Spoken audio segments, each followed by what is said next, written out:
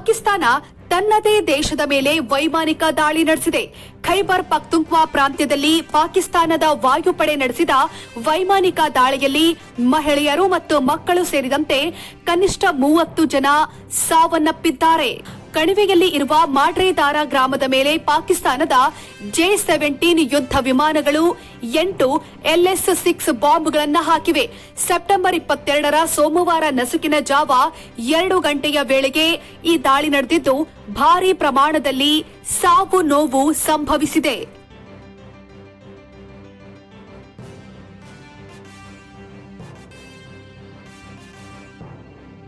ರಕ್ಷಣಾ ತಂಡಗಳು ಅವಶೇಷಗಳ ಅಡಿಯಲ್ಲಿ ಶವಗಳನ್ನು ಹುಡುಕುವಲ್ಲಿ ನಿರತವಾಗಿವೆ. ಸಾವಿನ ಸಂಖ್ಯೆ ಮತ್ತಷ್ಟು ಹೆಚ್ಚಾಗುವ ಸಾಧ್ಯತೆ ಇದೆ ಅನ್ನೋದು ವರದಿಯಾಗಿದೆ. ಸಾಮಾಜಿಕ ಜಾಲತಾಣಗಳಲ್ಲಿ ಜನ ಚೀರಾಡುತ್ತಿರುವ ವಿಡಿಯೋ ವೈರಲ್ ಆಗಿದೆ. ಖೈಬರ್ ಪಖ್ತೂನ್ಖ್ವಾದಲ್ಲಿ ಹಿಂದೆ ಅನೇಕ ಭಯೋತ್ಪಾದನಾ ನಿಗ್ರಹ ಕಾರ್ಯಾಚರಣೆಗಳನ್ನು ನಡೆಸಲಾಗಿತ್ತು. ಪಾಕಿಸ್ತಾನದಲ್ಲಿ ಭಯೋತ್ಪಾದಕ ದಾಳಿ ಹೆಚ್ಚಾಗುತ್ತಿವೆ. ಹಿಂದಿನ ತಿಂಗಳಿಗೆ ಹೋಲಿಸಿದ್ರೆ 42% ಹೆಚ್ಚಳ ಕಂಡಿದೆ. ಈ ವರ್ಷದಲ್ಲಿ ದೇಶಾದ್ಯಂತ ಕನಿಷ್ಠ 74 ಭಯೋತ್ಪಾದಕ ದಾಳಿಗಳು ದಾಖಲಾಗಿದ್ದು 90ಕ್ಕೂ ಹೆಚ್ಚು ಜನ ಸಾವನ್ನಪ್ಪಿದ್ದಾರೆ. ಖೈಬರ್ ಪಖ್ತೂನ್ಖ್ವಾದ ಪ್ರಾಂತ್ಯದಲ್ಲಿ ಹೆಚ್ಚು ದಾಳಿ ನಡೆದರೆ ನಂತರದ ಸ್ಥಾನದಲ್ಲಿ ಬಲೂಚಿಸ್ತಾನ್ ಇದೆ. ಪಾಕಿಸ್ತಾನಕ್ಕೆ ಯಾವುದೇ ವೈರಿ ರಾಷ್ಟ್ರವನ್ನ ಸೋಲಿಸುವ ಶಕ್ತಿ ಇಲ್ಲ. ತಾಲಿಬಾನ್ಗಳ ಜೊತೆ ಸ್ನೇಹ ಈಗ ಮುರಿದು ಬಿದ್ದಿದೆ. ಇರಾನ್ ಜೊತೆಗಿನ ಸಂಘರ್ಷವೂ ಮುಂದುವರೆದಿದೆ. ಇದರ ಮಧ್ಯೆಯೇ ಪಾಕಿಸ್ತಾನ ತನ್ನದೇ ದೇಶದ ನಾಗರಿಕರ ಮೇಲೆ ಏರ್ ಸ್ಟ್ರೈಕ್ ನಡೆಸಿದೆ. ಪಾಕಿಸ್ತಾನದ ಮೇಲೆ ಪಾಕಿಸ್ತಾನವೇ ಏರ್ ಸ್ಟ್ರೈಕ್ ನಡೆಸಿದೆ ಅಂತ ಹೇಳಿದರೆ ಅಚ್ಚರಿಯಾಗಬಹುದು. ಆದ್ರೆ ಇದು ಸತ್ಯ. ವೈರಿ ರಾಷ್ಟ್ರದ ಮೇಲೆ ಯಾವುದೇ ರಾಷ್ಟ್ರವಾಗಲಿ ಏರ್ ಸ್ಟ್ರೈಕ್ ನಡೆಸಿದ್ರೆ ಅಚ್ಚರಿಯಿಲ್ಲ.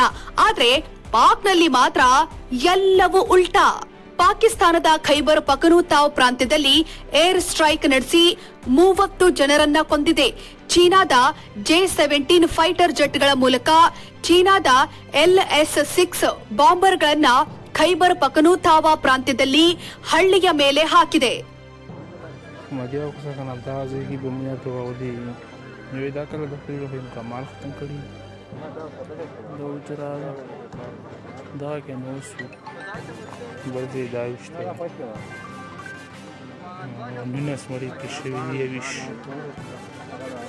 ತೀರಾತ್ ವ್ಯಾಲಿಯಲ್ಲಿ ಇರುವ ಗ್ರಾಮವೊಂದರ ಮೇಲೆ ಪಾಕಿಸ್ತಾನದ ಸೇನೆಯೇ ಬಾಂಬ್ ಹಾಕಿದೆ.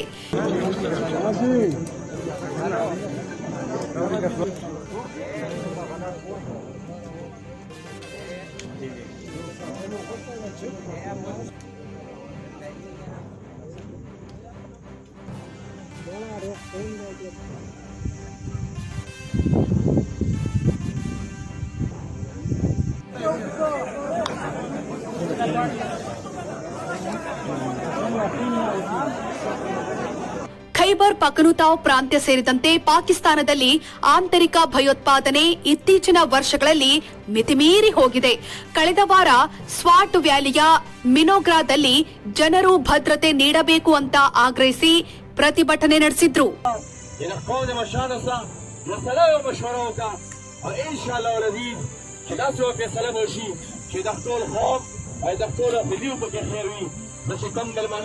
روان دي اول هم سره ماشي او کوم راغلي دي الله په خیر او عافیت باندې ورکړي.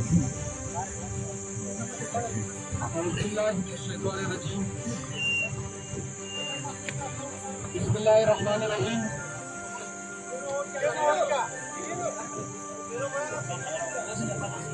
كل نفس ذائقة الموت. الله رب العزت په دغه وطن کې نور خیر لري. دا سپېڅلی قوم چې مخکې خو کم وای خو چې نن پښتون خان دلته ناست دی. نه پوهېږم چې مونږه زړونه د اوسپنې دي زنګونو نیولي دي که مونږ غافله شوي یو که د کومو حالاتو څخه مخ یو.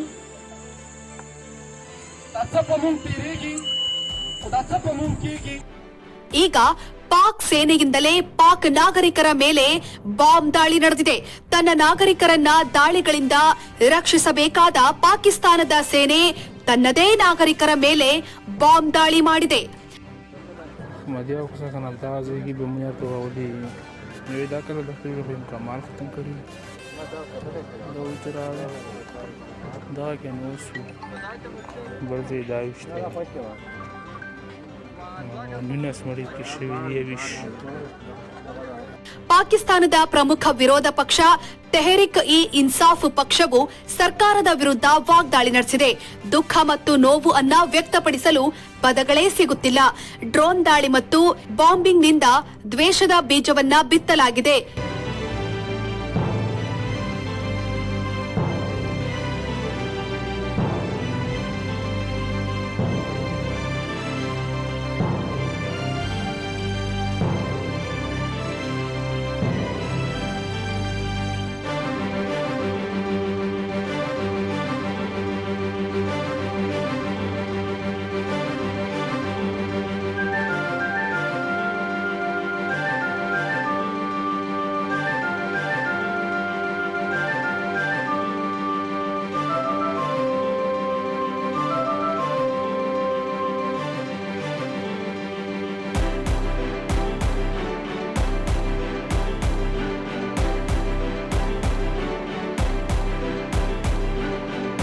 ಯಾವುದು ಉಳಿದಿಲ್ಲ.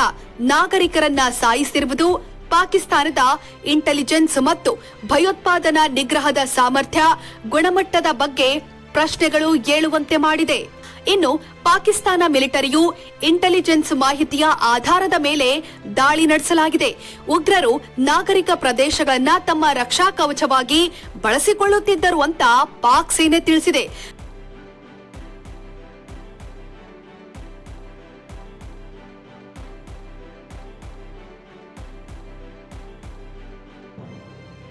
ಪಾಕಿಸ್ತಾನದ ಪ್ರಧಾನಿ ಶಹಬಾಜ್ ಶರೀಫ್ ತಮ್ಮ ದೇಶದ ನಾಗರಿಕರು ಹಾಗೂ ಅವರ ಆಸ್ತಿ ಪಾಸ್ತಿ ರಕ್ಷಿಸಲು ವಿಫಲವಾಗಿದ್ದಾರೆ ಅಂತ ಜನ ಟೀಕೆ ಮಾಡ್ತಿದ್ದಾರೆ.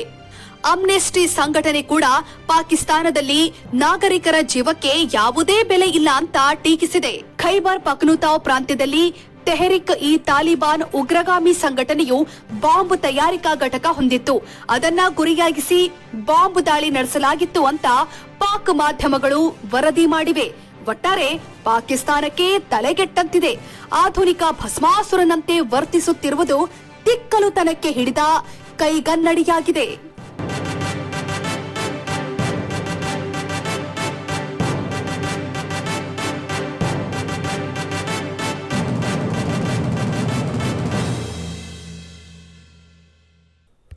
ವೀಕ್ಷಕರೇ, ಈ ಸುದ್ದಿ ನಿಮಗೆ ಇಷ್ಟವಾದಲ್ಲಿ ನಮ್ಮ ಚಾನೆಲ್ ಅನ್ನು ಸಬ್ಸ್ಕ್ರೈಬ್ ಮಾಡಿ, ಲೈಕ್ ಮಾಡಿ ಹಾಗೂ ಶೇರ್ ಮಾಡಿ.